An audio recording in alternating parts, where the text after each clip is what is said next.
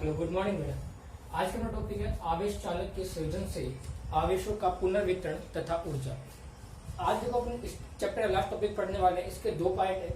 एक पार्ट आपको इस वीडियो में मिल जाएंगे, नेक्स्ट पार्ट आपको दूसरे वीडियो में मिल जाएंगे। दैट मीन्स एनर्जी तो आपको मैं आज करवा दूंगा, लेकिन इससे एनर्जी लॉस होगा वो आपको नेक्स्ट वीडियो में मिल जाएगा। ओके, देखो टॉपिक का नाम क्या है, आवेशित चालकों के सृजन से आवेशों का पुनर्वितरण। आप बेटा एक बात बताइए कि जब आप आवेशों को क्या देते हो, सॉरी चालक को आवेश देते हो, तो सारा का सारा आवेश उसके सरफेस पे कैसे फैल जाता है, एक समान रूप से फैल जाता है। पूरा का पूरा आवेश उसके चालक के ऊपर एक समान रूप से फैल गया। क्लियर हुआ।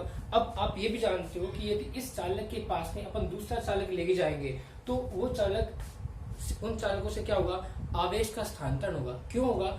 आवेश का स्थानांतरण कभी होगा बेटा कि जब दोनों के विभव का मान क्या होगा, अलग अलग होगा। आपको मैं बार बार पढ़ा चुका हूँ कि हमेशा आवेश जो है वो उच्च विभव से निम्न विभव की ओर क्या करता है, मूव करता है, गति करता है। दैट्स क्लियर हुई बात, समझ में बेटा। तो देखो मान के चलो कि अपने पास दो चालक है, एक चालक ए है, दूसरा चालक है बी। चालक ए के ऊपर आवेश कितना है, Q1, ये सारा का सारा आवेश इस पे फैल गया।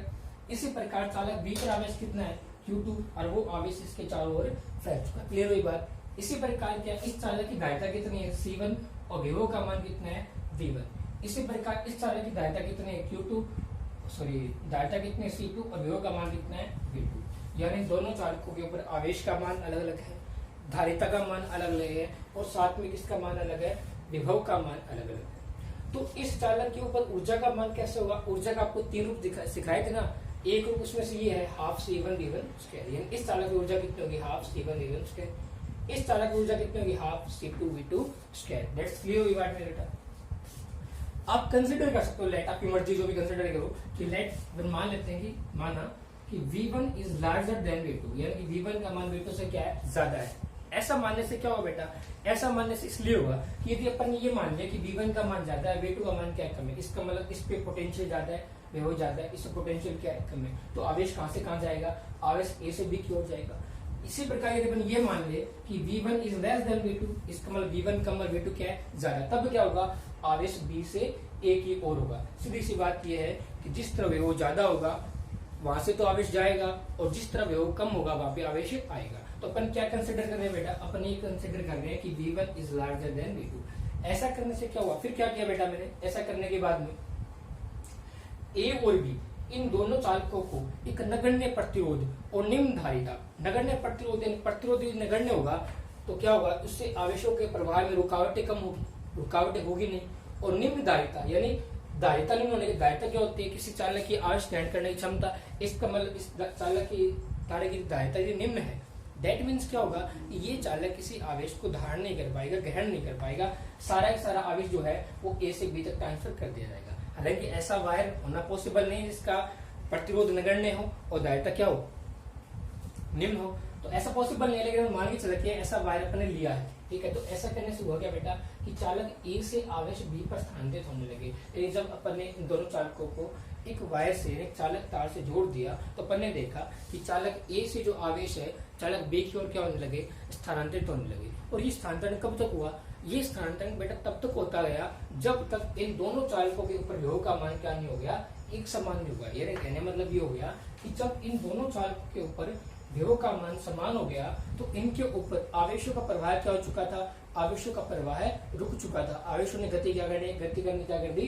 बंद कर दी, क्योंकि विभव का मान क्या हो चुका है, एक समान हो चुका है। उस स्थिति में देखो कि जब दोनों चालकों विभव का मान समान हो गया तो समान विभव अपन क्या बोलते हैं, एक समान विभव, ठीक है, ये उभयनिष्ठ विभव बोलते हैं। समान विभव का अपन ने क्या नाम दिया है, उभयनिष्ठ विभव भी बोला है इसको, अपन ने उभयनिष्ठ विभव बोलते हैं, उभयनिष्ठ विभव। और इस उभयनिष्ठ विभव को अपन ने किससे कंसिडर किया है, कैपिटल वी से कंसिडर किया है कि जब दोनों चालकों पर धारिता का विभव का मान एक समान हो गया तो वो विभव कितना है, V है। और उस अवस्था में दोनों चालकों के आवेशों का प्रवाह रुक चुका है, क्योंकि पोटेंशियल की वैल्यू क्या हो चुकी है, इक्वल हो चुकी है, ठीक है। साथ में उसका उभयनिष्ठ विभव कितना है, V, और परिणामी धारिता कितनी है, C कुछ नहीं है बेटा, C equal to C1 plus C2। इन दोनों का योग कितना है, कैपिटल C है। दोनों चालकों की धारिता योग कितना है, कैपिटल C, और दोनों का योग कितना हो, C1 प्लस में C2 इक्वल टू C बन गया। तो इसके परिणामी ऊर्जा कितनी आएगी, जिसकी धारिता C और विभव कितना है, B, तो ऊर्जा आ जाएगी हाफ CV स्क्वायर। ये दोनों की कंबाइंड है, दोनों की उभयनिष्ठ ऊर्जा दी गई है बेटा, ठीक है। तो ये अपन कर लिया, इतना कर लिया अपन। तो अब इसको अपन आगे समझते हैं, इसका न्यूमेरिकल फाइंड आउट करते हैं। तो क्लियर हो बेटा बात मेरी कि दोनों चालकों में जब विभव का मान अलग अलग होगा तो आवेशों का परिवाह होगा, और जब दोनों चालकों विभव का मान एक समान हो जाएगा उसी समय आवेशों का जो फ्लो है, आवेशों का जो प्रवाह है वह रुक जाएगा। अपन ने क्या कंसिडर कर लिया बेटा, अपन ने मान लिया स्टार्टिंग में कि V1 is larger than V2, यानी कि V1 या चालक A पे विभव का मान ज्यादा है, चालक B पर विभव का मान क्या है, कम है। ऐसा मानने से ये हुआ कि चालक A से आवेश B पर स्थानांतरित होता गया, और ये तब तक स्थानांतरित होता रहा जब तक चालक A और B दोनों पे विभव का मान क्या नहीं हो गया, एक समान नहीं हो गया। और जैसे ही दोनों चालकों विभव का मान एक समान हो गया तो दोनों आवेश चालकों के ऊपर आवेशों का प्रवाह क्या हो चुका था, रुक चुका था। दोनों ने गति करना बंद कर दिया, और उस विभव को अपन ने क्या नाम दिया, उभयनिष्ठ विभव नाम दिया, ठीक है। यानी उभयनिष्ठ विभव क्या हो गया, उभयनिष्ठ विभव हो गया कि जब चालकों के ऊपर विभव का मान एक समान होने के बाद दोनों चालकों पर आवेश का प्रवाह रुक जाता है, तो उस विभव को अपन क्या बोलते हैं, उभयनिष्ठ विभव बोलते हैं। क्या बोलते हैं बेटा, उभयनिष्ठ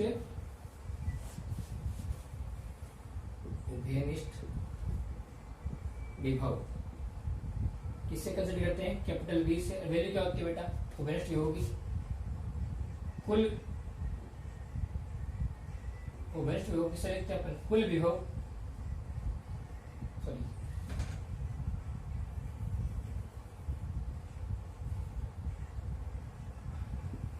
कुल आवेश बटे कुल धारिता।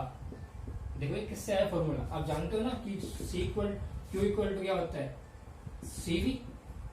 तो यहाँ से V इक्वल टू क्या आ जाएगा, यहाँ से V की वैल्यू हो जाएगी Q डिवाइड बाई C, यानी आवेश बटे धारिता क्या होती है, विभव होता है। तो विभव का मान क्या है, कुल आवेश बटे कुल धारिता आ चुका है, ठीक है। याद रखना है चीज आपको।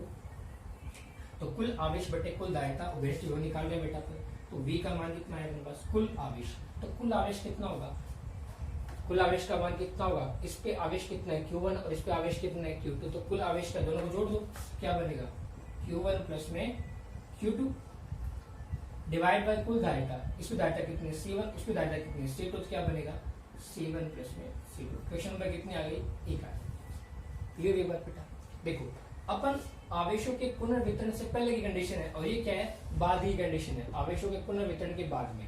तो कंडीशन लिखते हैं अपन, आवेशों के पुनर्वितरण से पहले कंडीशन क्या थी बेटा, पहले आवेश का मान क्या हुआ Q1, और Q1 का मान कितना हुआ C1 V1, धारिता की परिभाषा।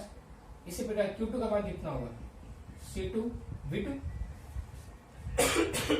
ये मान कब है बेटा, ये मान है आवेशों के पुनर्वितरण से पहले। और ये जो मान है Q1 Q2 का अपन समीकरण 2 से कार्य गए समीकरण 1 में, तो समीकरण 1 अपनी क्या बनेगी, V इक्वल टू Q1 का मान कितना दिया हुआ है C1 V1, Q2 का मान कितना दिया हुआ है C2 V2 divide by C1 plus में C2। क्वेश्चन नंबर कितनी बन चुकी है आपकी, 3 नंबर इक्वेशन आ चुकी है। क्लियर हुई बात बेटा आपकी। ये समीकरण क्लियर बन गया, किसका मान है, ये उभयनिष्ठ विभव का मान दिया गया। चलो ये तक हो गया। अब कंडीशन बढ़ते हैं सेकेंड, पुनर्वितरण के बाद आवेशों के पुनर्वितरण के बाद, यानी जब आवेशों का पुनर्वितरण हो चुका, पुनर्वितरण मतलब हो गया बेटा स्थानांतरण, उसके बाद कंडीशन क्या होगी। देखो आपको ये जानते हो क्लियर है कि पहले तो आवेश कितना था Q1, और इसमें Q1 इसमें कितना था Q2, लेकिन जैसे अपन ने दोनों चालकों को एक वायर से जोड़ दिया, एक वायर से ऐड कर दिया, तो अपन ने जो कंडीशन मान रखी है, तो अपन ने क्या माना है कि V1 is larger than V2, that means इस पे विभव ज्यादा है, इस पे विभव क्या है, कम है। तो हुआ क्या है कि इस चालक से आवेश इस चालक में आए, समझा रही ना बात, यानी इस चालक से आवेश इस चालक में आए हैं, तो इसमें चालक इसके आवेश में क्या है, कमी आई है, तो इसके आवेश में क्या हुई, वृद्धि आई। जो आवेश पहले Q1 था, अब वो Q1 तो नहीं रहा होगा ना, Q1 में कुछ ना कुछ कमी आई होगी, तो उसको अपन ने कितना मान लिया बेटा, अब उसको अपन ने मान लिया Q1 डैश, पहले था Q1, अब उसको मैंने कितना मान लिया Q। ये चालक एक ही बात है। इसी प्रकार ये किसकी बात करें बेटा, ये इसी प्रकार ये चालक एक ही है, चालक A पर Q1 डैश, और चालक बी पर क्या बन जाएगा बेटा, बी पर कुछ तो चेंज होगा, उसको मैंने कितना मान लिया, Q2 डैश मान लिया, दोनों मान रखते हैं। दायित्व तो चेंज नहीं होगी ना, आवेश तो स्थानांतरण होगा, दायित्व में कोई चेंज नहीं आएगा। इसका मान कितना बन जाएगा C1, और विभव दोनों क्या बन, जब दोनों आवेशों पर विभव का मान समान होगा तो उस विभव का मान क्या, तो क्या मानते हैं, V मानते हैं, उभयनिष्ठ हुए तो विभव का मान हो जाएगा V, इसे विभव का मान हो जाएगा C2 और ये V। समीकरण नंबर कितनी बन गई है, 3 हुई, इसको अपन ने बोल दिया 4, इसको अपन ने बोल दिया 5, तो बन जाएगा बेटा। अपन समीकरण 4 में भाग देंगे समीकरण 5 का, तो वैल्यू क्या निकल के आएगी, ये वैल्यू आएगी Q1 dash divide by Q2 dash equal to C1V divide by C2V। V से D क्या हुआ, कैंसिल आउट, और वैल्यू क्या निकली, Q1 dash divide by Q2 dash equal C1 divide by C2। इसका मतलब क्या हुआ कि आवेशों के पुनर्वितरण के पश्चात, आवेशों के पुनर्वितरण के पश्चात उनकी दायिताओं का अनुपात उनके आवेशों के अनुपात के क्या होगा, बराबर होगा। यानी आवेशों के पुनर्वितरण के पश्चात उनकी दायिताओं का अनुपात, या फिर हम बोलते हैं चालकों के आवेशों का अनुपात उनकी दायिता के अनुपात के क्या है, बराबर है। ये बहुत ही इंपॉर्टेंट